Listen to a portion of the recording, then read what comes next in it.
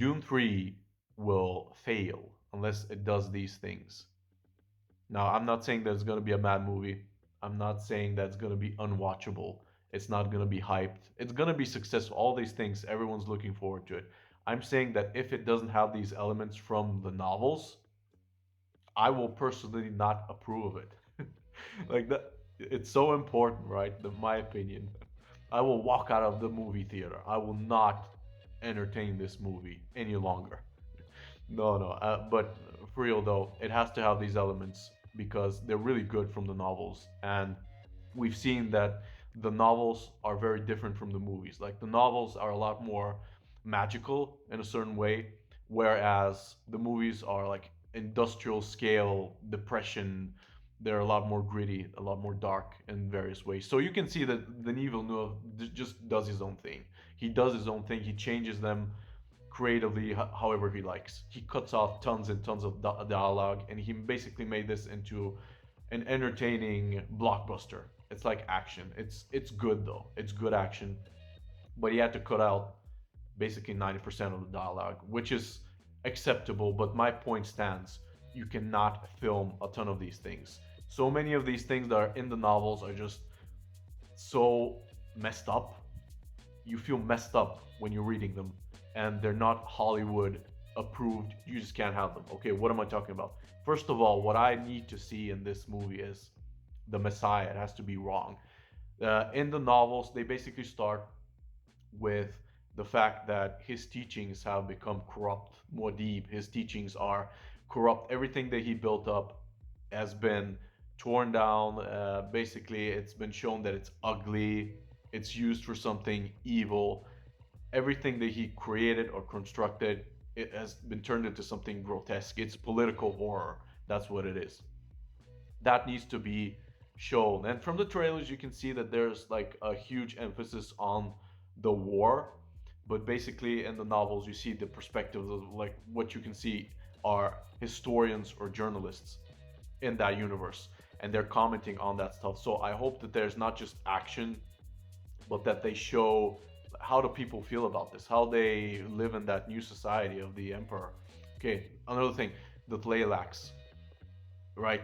When I was reading the novel, I was disgusted with these people. Like, there's body horror there. They're building people, they're lab growing people from nothing. It's crazy. It's insane. You get a sense of revulsion for what they're doing. And this is something that I think you just can't film and have it approved by Hollywood. You just can't. But I hope that he pushes onto that and that you see just how messed up what they're doing is. They're a messed up people. They are doing these tons of experiments, and they're trying to take down the main guy. But you really can't sympathize with them because of the things that they're doing. Okay, another thing is that you just can't film it. They're creating golas. There's face dancers. There's like there's a certain character where he's a gola, right? You probably can't film just like what he is. It makes you feel very conflicted when you're reading that. I hope the movie is art that provokes you really. It's not just entertaining, like, oh, look at what this guy is doing. What Paul did is so terrible, right? But at the same time, what the things they're doing towards him really make you conflicted as well. It's not just a clear cut story of, yeah, he's evil, but there's also other things at play. Okay, if it's just very sterile, like, oh, look at this spectacle, I would not consider that very good. Okay, another thing is that Paul, we all know he's not a hero. He's very burdened. But the thing is that the novel of Messiah is basically just him going around in circles almost. He's a lot of times he's in his like fortress in his bedroom. He is paralyzed. He is unable to do, like, he's basically caught in like a spider web. It's very tough to look at. It's very difficult, and it's hard to depict that in a movie that's supposed to be like going this all the time. There's war, there's conflict, people are trying to get at him, but you need that kind of stillness where like, what's going to go wrong? Something is going to go wrong. There's a lot of tension in that novel. There's constant tension because no matter what, he cannot find an escape. Like, it's not a spoiler to say that this story is not going to be very happy, like a happy ending. It's a very critical type of novel and critical movie. So it really needs to linger on that type of trap. He is very exhausted, and you can even see that in the trailer. Okay, I'm not even spoiling anything. In the trailer, you can see that Paul doesn't know what to do. He's basically reached a dead end. He's very claustrophobic and he's being pressed from all sides. I hope that the movie lingers on that rather than just the action, because it's very important. It's not him being cool, it's the consequences of that. The main villain of this is Scytale. He's a Tleilaxu face dancer. Okay, he's so evil and he makes you feel very conflicted. He's terrifying. He is terrifying because of the power that he has and the way that he uses his abilities, again, to do these disgusting things with the human body and the human soul that you really cannot approve of. And in a way, he's a sadistic character with what he does, not because he enjoys it, but because of the intelligence, the sharpness of. He's almost like a blade. He's like a knife. You really feel this character because of his precision in what he does. You really understand what a threat he is, and in a way, he is a monster. But at the same time, he has empathy. He understands what he's doing. That it's messed up. He has that level of understanding. So he needs to be a layered villain. That's another thing. Okay. Now the main point is that in the novel of Messiah, you see some war injuries. I'm not gonna get specific about it because it's not even been shown on screen yet. But I won't really tell you what it is. But it's very, very the injuries that some of the characters sustain.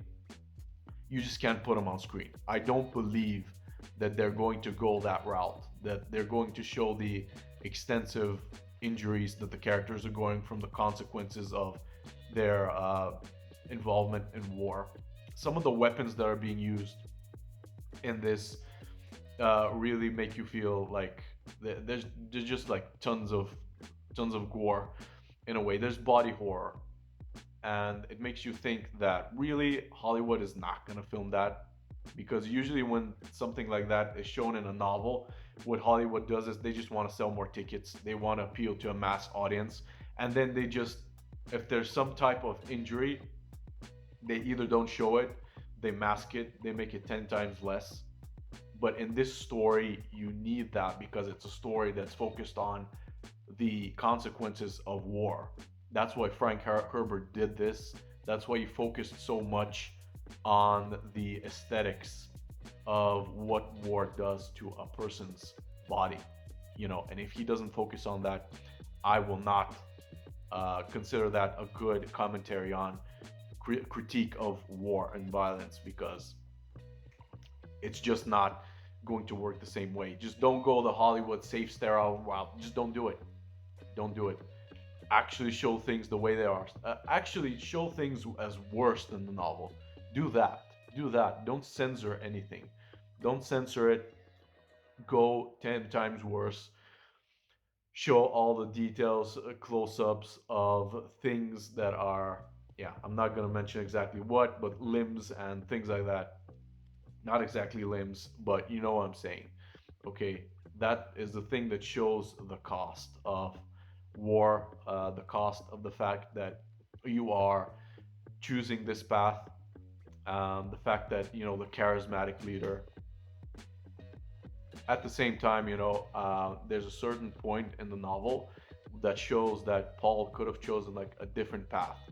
He could have chosen a path of peace. He could have chosen not to go that route. It's not a very good route, okay, but he could have avoided that through a sort of escapism, and it wouldn't have been very good. Don't get me wrong; it wouldn't have been like the perfect solution because they don't really exist. But it could have been better than eventually what leads to this movie. Okay, so that's a point of something that Denis Villeneuve cut off that maybe wasn't so good that he did that, but at the same time he can't include everything. He can't include all the details. But I'm gonna say that the novel really affected me when I read it. It was in some ways repulsive, in other ways conflicting, in other ways it made you feel bad for the characters. Sometimes it made you root for them. It made you think about it in a very nuanced way. And that's what the movie has to do. And it really is at risk of either sanitizing everything, not taking it too seriously enough, or overly focusing on the war itself. I gotta say that the war in the trailer is not really shown in the novels at all. And I'm glad that he did this. It's like really good extra material to actually depict what's happening. That's a thing that I found lackluster in the Dune Messiah novel. Like, I think Frank Herbert should have expressed more who are the people who actually got affected by this. 61 billion people perished, and we don't pretty much know what are the different races, their factions in detail in the novel. That's just not mentioned. It's just like, yeah, these people, they're gone now. So now welcome to the novel. And the movie is not going to do that. But it should also not linger too much on the war either. What it really should linger on is the horrifying effects, if you know what I mean, and the weapons that are used and what they do to the body. Really do that. Really go all in on that, because that's the thing that shows the consequences of basically the entire thing that happens in the story. Okay, so that's my point. Go hard on it. Invest on the scary effects of that, and don't sanitize it. If Dune does that, it's gonna be a pretty banger movie. So yeah.